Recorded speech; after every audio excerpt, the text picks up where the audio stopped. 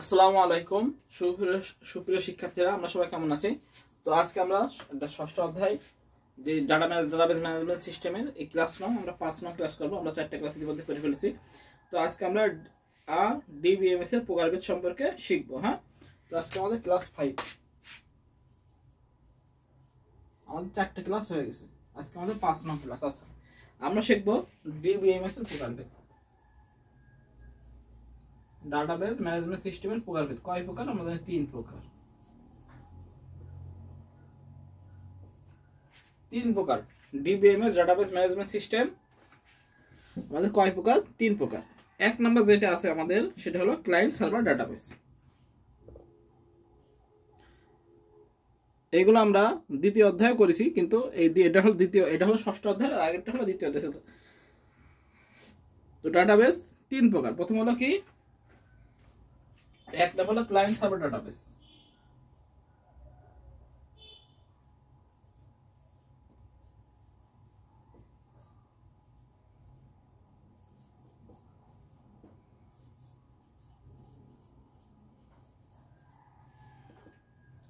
Client server database 1 নম্বর কি, client server database বলছে কি, কেন্দ্রীয়ভাবে নিয়ন্ত্রিত সার্ভারের সাথে নেটওয়ার্কের মাধ্যমে সম্পর্কিত কোনো ডাটাবেস সিস্টেমকে ক্লায়েন্ট সার্ভার ডাটাবেস বলে। অর্থাৎ কি হবে? কেন্দ্রীয়ভাবে নিয়ন্ত্রিত হবে।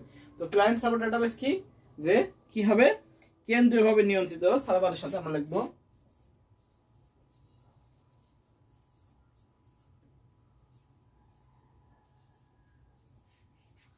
কেন্দ্রীয়ভাবে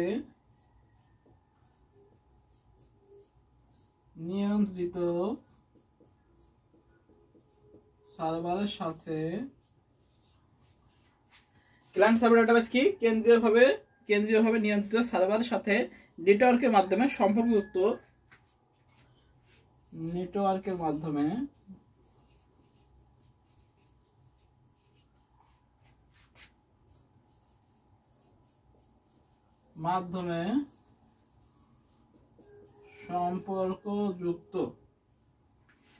ক্লায়েন্ট সার্ভার ডাটাবেস হলো কেন্দ্রীয়ভাবে নিয়ন্ত্রিত সার্ভারের সাথে নেটওয়ার্কের মাধ্যমে সম্পর্কযুক্ত কোন ডাটাবেস সিস্টেমকে ক্লায়েন্ট সার্ভার ডাটাবেস বলে।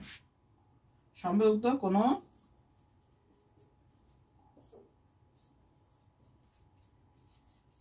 ডাটাবেসকে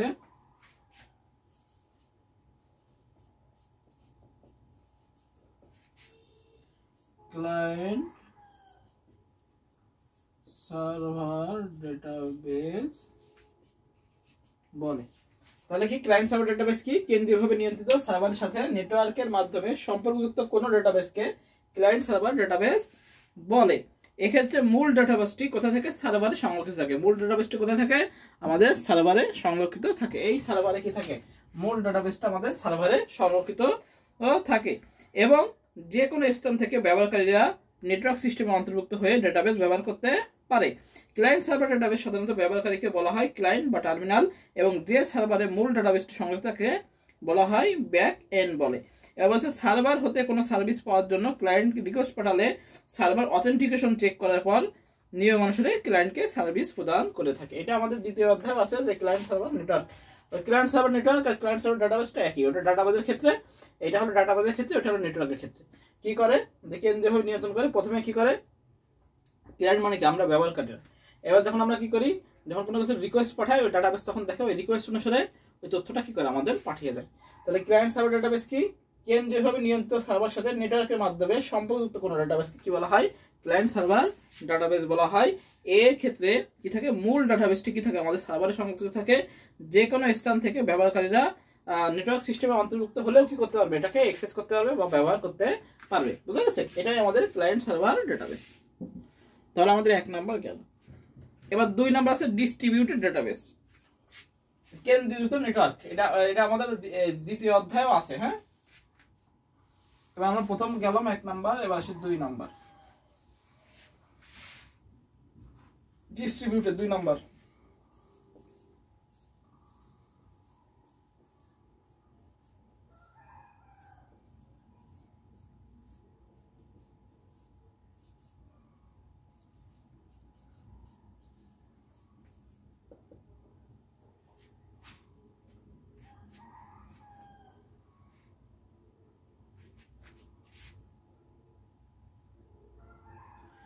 2 নাম্বার হলো কি ডিস্ট্রিবিউটেড ডাটাবেস অর্থাৎ কেন্দ্রীভূত ডাটাবেস, কেন্দ্রীয়ভাবে সেন্ট্রালাইজ থাকে বা সেন্ট্রালাইজ আমরা যেটা বলি এটিকে সেন্ট্রালাইজ বা কেন্দ্রীভূত ডাটাবেসে বলা হয়।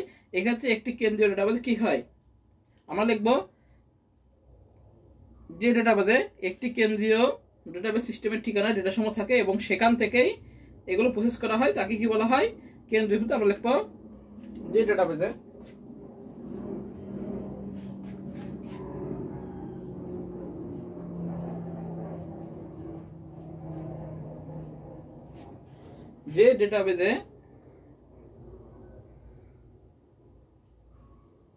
একটি কেন্দ্রীয় ডাটাবেস সিস্টেমের ঠিকানা ডেটা সমূহ থাকে, একটি কেন্দ্রীয়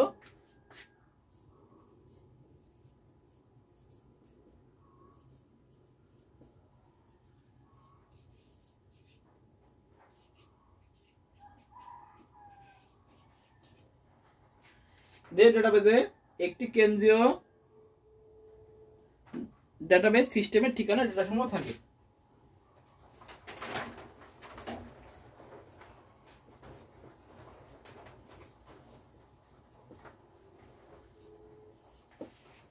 ঠিকানায় ডেটাবেস থাকে থাকে কি এবং কি করে এবং সেখানে এগুলো প্রসেস করে।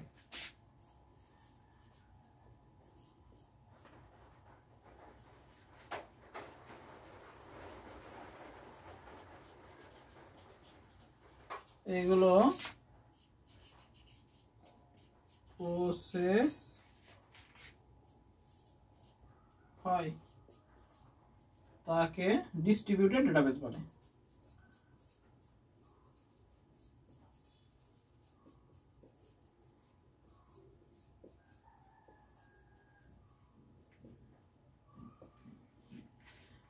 যে ডেটাবেসে একটি কেন্দ্রীয় ডেটাবেস সিস্টেমের ঠিকানায় ডেটাবেস থাকে এবং সেখানেই এগুলো প্রসেস হয় তাকে কি বলা হয় ডিস্ট্রিবিউটেড ডাটাবেস বলে, তাকে কি বলা হয় ডিস্ট্রিবিউটেড ডাটাবেস বলে। এবার কি বলেছে যে ডিস্ট্রিবিউটেড ডাটাবেস সিস্টেমে কেন্দ্রীয়ভাবে সার্ভারের সাথে বিভিন্ন ওয়ার্কস্টেশন কম্পিউটারগুলো যুক্ত থাকে। ওয়ার্কস্টেশন কম্পিউটারগুলো ডেটাবেস তৈরি, এডিট প্রভৃতি হওয়ার পর সার্ভারে তা সর্বশেষ অবস্থা অনুসারে আপডেট হয়ে থাকে। ডিস্ট্রিবিউটেড ডাটাবেস সিস্টেমের উদাহরণ হলো ব্যাংকিং ডাটাবেসের উদাহরণ দেওয়া যেতে পারে। উদাহরণ হিসেবে কি দিতে পারি আমরা ব্যাংকিং ডাটাবেস দিতে পারি।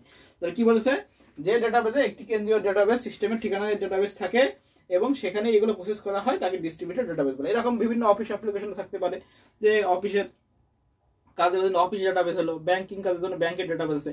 এরকম প্রত্যেকে আলাদা আলাদা নেটওয়ার্ক বা সার্ভার থাকে। যেমন আবার যদি আমরা সিটি ভাড়াতে যাই তারও একটা সার্ভার আছে, ডাটাবেস আছে। তো বিভিন্ন মানে এক একটা অফিসের তাদের নিজস্ব ডাটাবেসটাই সেটাই হলো আমাদের ডিস্ট্রিবিউটেড ডাটাবেস। বোঝা গেল? নিজস্ব অফিসের যে ডাটাবেসটা সেটাই। ব্যাংকিং কার্যক্রমের জন্য তাদের নিজস্ব আলাদা নেটওয়ার্ক আছে, আমাদের নেটওয়ার্ক না। আমরা যেরকম যে ওয়াইফাই টোয়াইফাইতে চালাই তাদের হলো নিজস্ব নেটওয়ার্ক আছে, প্রত্যেকের নিজস্ব নেটওয়ার্ক আছে, সেই নেটওয়ার্কটাই হলো আমাদের ডিস্ট্রিবিউটেড ডাটাবেসের অন্তর্ভুক্ত। আচ্ছা, এবার আসি ওয়েব এনেবল ডাটাবেস, লাস্ট 3 নম্বরটা আছে। 3 নম্বর ডাটাবেস আছে। তাহলে ডাটাবেস কয় প্রকার? 3 প্রকার। প্রথম কি বললাম? প্রথম বললাম client server network, client server database, তারপর বললাম ডিস্ট্রিবিউটেড ডাটাবেস, এবার পড়ব না ওয়েব এনেবল ডাটাবেস। 3 নাম্বার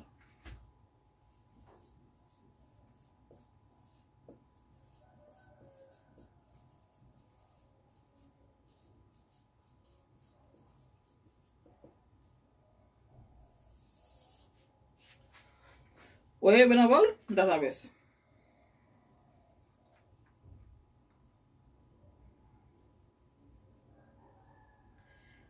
ইন্টারনেটের মাধ্যমে যে কোনো স্থান থেকে যে ডাটা সময় এক্সেস করা যায় সেটাই আমাদের ওয়েব এনেবল ডাটাবেস। আমরা কি লিখবো? ইন্টারনেটের সাহায্যে, ইন্টারনেটের মাধ্যমে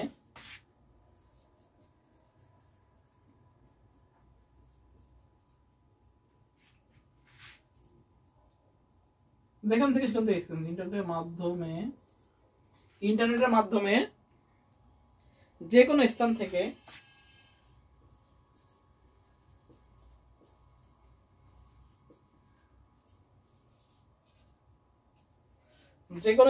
থেকে সাধারণ ওয়েব ইন্টারফেসের মাধ্যমে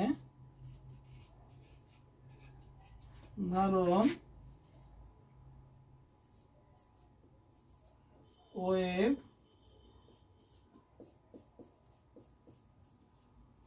ইন্টারফেসের ইন্টারফেসের মাধ্যমে কি বলছে, ইন্টারনেটের মাধ্যমে যে কোনো স্থান থেকে সাধারণ ওয়েব ইন্টারফেসের মাধ্যমে যে ডেটাবেস অ্যাক্সেস করা যায় তাকে ওয়েব এনেবল, যে ডেটাবেস অ্যাক্সেস করা যায় তাকে ওয়েব এনেবল ডেটাবেস বলে। ওয়েব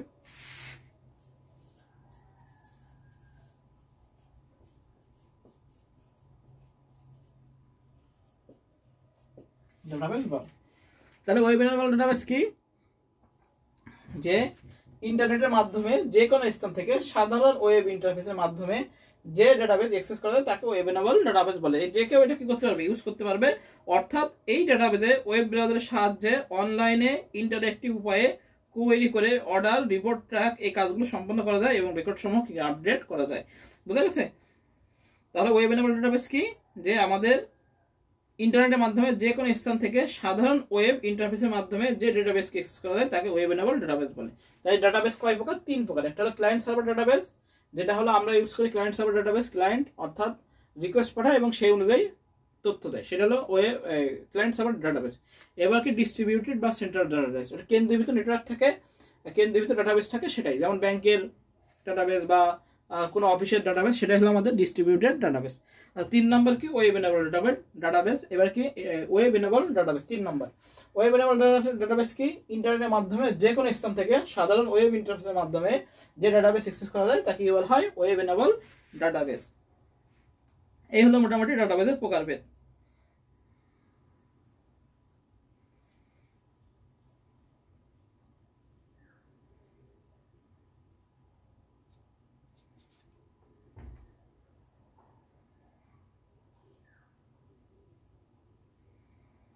আচ্ছা, এবার আসি আমরা হলো ডিবিএমএস এর সংগঠনের বিভিন্ন ধাপ।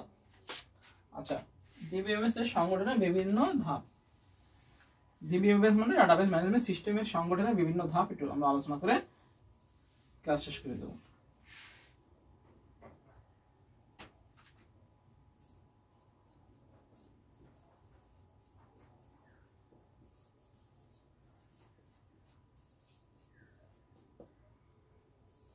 ডিবিএমএস সংগঠনের বিভিন্ন ধাপ।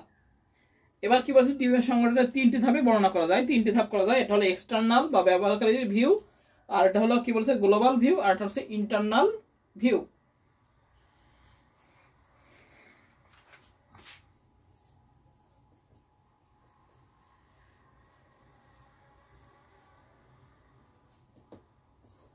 আচ্ছা, 1 নাম্বার আছে হলো এক্সটার্নাল ভিউ। 1 নাম্বার কি বলছে, এক্সটার্নাল ভিউ বলছে এক্সটার্নাল বা ব্যবহারকারী ভিউ হচ্ছে ডাটাবেস সিস্টেমের সবচেয়ে উপরের অবস্থান। এক্সটার্নাল ভিউ বর্ণনা করা যায় এক্সটার্নাল স্কিমা দ্বারা, এনটিটি, অ্যাট্রিবিউট, রিলেশনশিপ এই সমস্ত কিছুই এর অন্তর্ভুক্ত। ব্যাংকের ডাটাবেস ম্যানেজমেন্ট সিস্টেমে গ্রাহক হলো কি এক্সটার্নাল লেভেল। আচ্ছা, গেল। এবার আসি গ্লোবাল ভিউ 2 নাম্বার। এগুলো একটু লাগে না, তাও একটু বলে দিচ্ছি। গ্লোবাল ভিউ জাস্ট একটু বলে দিচ্ছি। গ্লোবাল ভিউ, গ্লোবাল ভিউ কি, গ্লোবাল ভিউ হলো কি বলছে কনসেপচুয়াল স্কিমা দ্বারা বলছে এ লেভেল ডাটাবেসের সমস্ত এন্টিটি এবং তাদের মধ্যে রিলেশন অন্তর্ভুক্ত থাকে। এই স্কিমা ইন্টারনাল ভিউ এবং তথ্য প্রবাহের পথ নির্দেশ করে। ব্যাংকিং ডাটাবেস ম্যানেজমেন্ট সিস্টেমে হিসাব রাখার জন্য একজন এই লেভেলে অন্তর্ভুক্ত। আচ্ছা, ব্যাংকের শাখার লোকজন কি বলছে এই লেভেলে অন্তর্ভুক্ত। এবার বলছে ইন্টারনাল ভিউ, লাস্ট যেটা আছে 3 নাম্বার বলছে ইন্টারনাল ভিউ।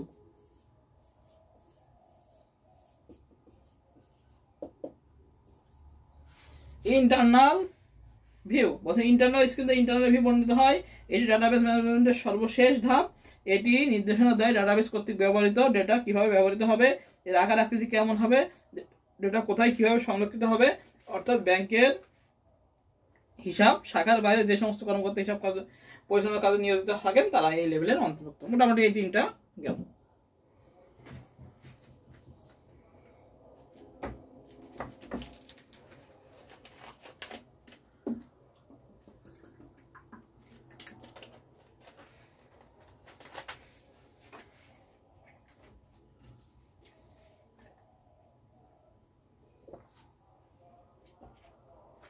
আচ্ছা, এবার একটা প্রশ্ন আসছে আমাদের বোর্ড পরীক্ষায়, ঢাকা বোর্ডের প্রশ্ন 17 সালে খ নাম্বার আসছে মনে হয়।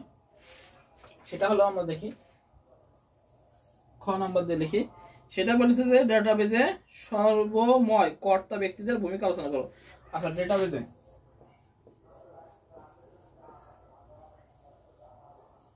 সর্বময় কর্মকর্তাদের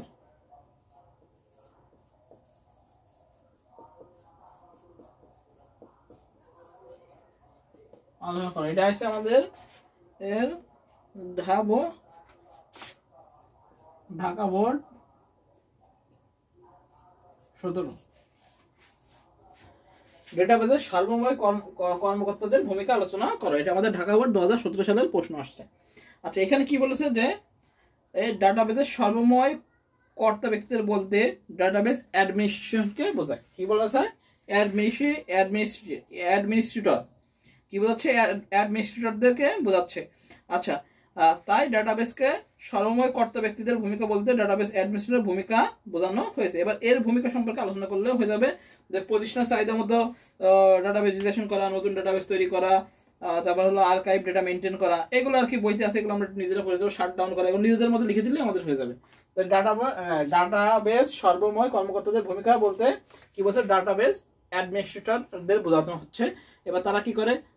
প্রতিষ্ঠান অনুযায়ী ডাটাবেজ তৈরি করে, তারপর হলো অ্যাক্সেস করে, তারপর হলো মুছে ফেলে বা এই করে সেই করে, মোটামুটি নিজেদের মতো লিখে দেবো। এখানে বইতে সুন্দর করে দেওয়া আছে ভূমিকার সময়, এটা নিজেরা পড়ে দেবো, এখানে আর বোঝানোর কিছু নেই। আচ্ছা, রিলেশনাল ডাটাবেজ সিস্টেম এবার আসি। বলছে কি রিলেশনাল ডাটাবেজ সিস্টেম কি? এটা পরীক্ষায় আসে। RDBMS ক নাম্বার জন্য RDBMS, এটা হলো relational database management system. Relational database management system RDBMS কি? এখানে আমরা লিখবো যে ডাটাবেজে একাধিক টেবিল একটি নির্দিষ্ট ফিল্ডের প্রাইমারি কি বা ফরেন কি এর উপর ভিত্তি করে সম্পর্ক স্থাপন করাকে রিলেশনশিপ ডাটাবেজ ম্যানেজমেন্ট সিস্টেম বলে। বুঝা গেছে?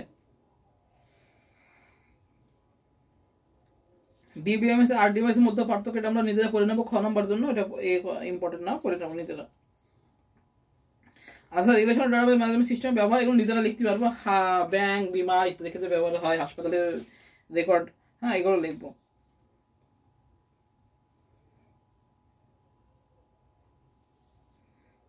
আচ্ছা, এবার আছে ডাটাবেজ তৈরি করা। কিভাবে আমরা একটা ডাটাবেজ তৈরি করবো? এখানে বইতে সুন্দর করে দেওয়া আছে কিভাবে ডাটাবেজ তৈরি করবো। এগুলো ব্যবহারিকের জন্য লাগে, তো আমি একটু বলে দিই ডাটাবেজ তৈরি করা সংক্ষেপে।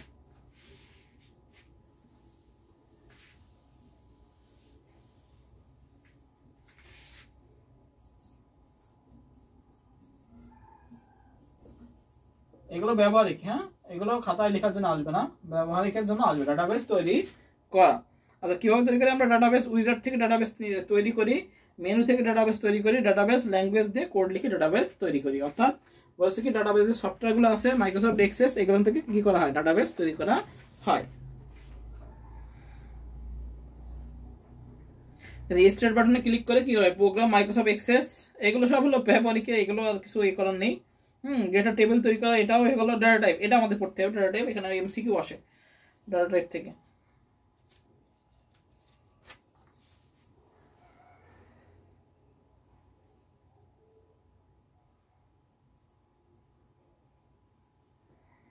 কোনটা কোন বাইট নেই, হ্যাঁ।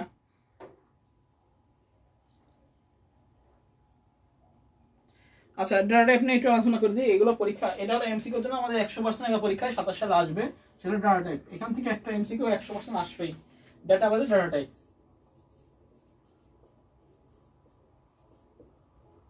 মেন জিনিসগুলো যেগুলো পরীক্ষা আসে আমি সেটাগুলো লিখে দিচ্ছি, শুধু মেন জিনিসগুলো একটু দেখা দিচ্ছি যেগুলো পরীক্ষায় আমাদের আসে।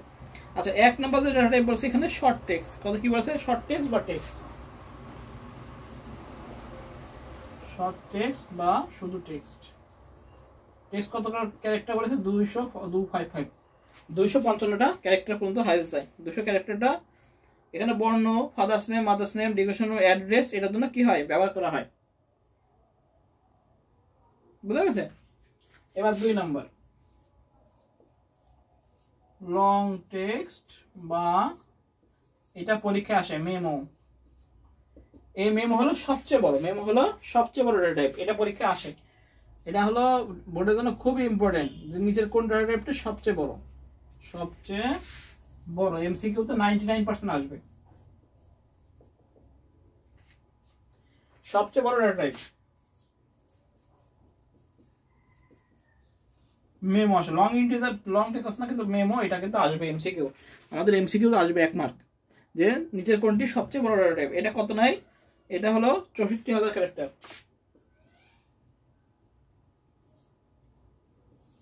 64,000 ক্যারেক্টার। 64,000 ক্যারেক্টার এতে সাপোর্ট করে, তাই না? আর কত? 65,536টি বর্ণ লেখা যায়। 65,536টি বর্ণ।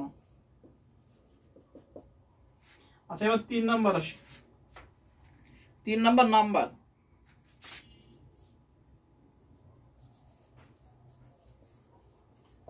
নাম্বার হলো 1 2 3 অথবা 4 বাইটের। 4 byte number, 4 byte, 1 2 4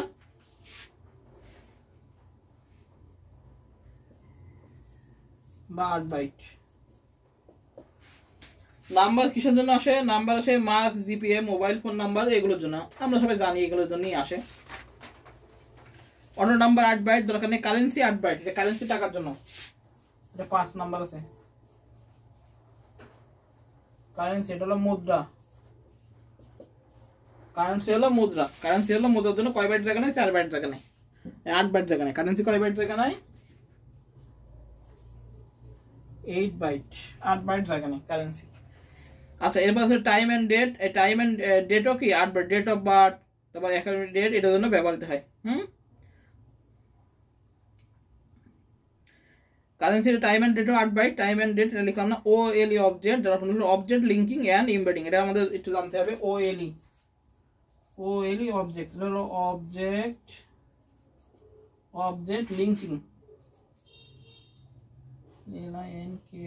linking object linking and embedding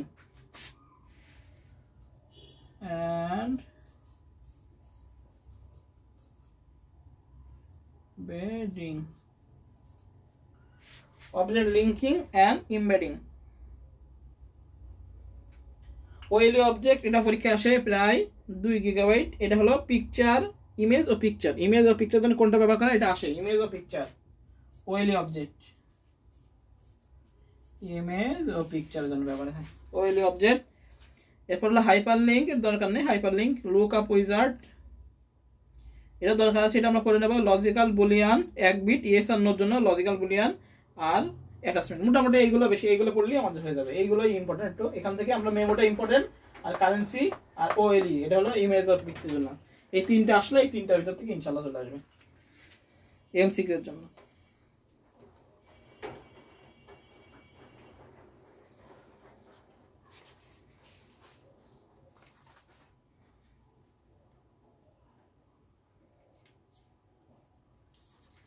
data properties দরকার নেই। ডাটা প্রপার্টিজ এগুলো সব হলো ব্যবহারিকের জন্য।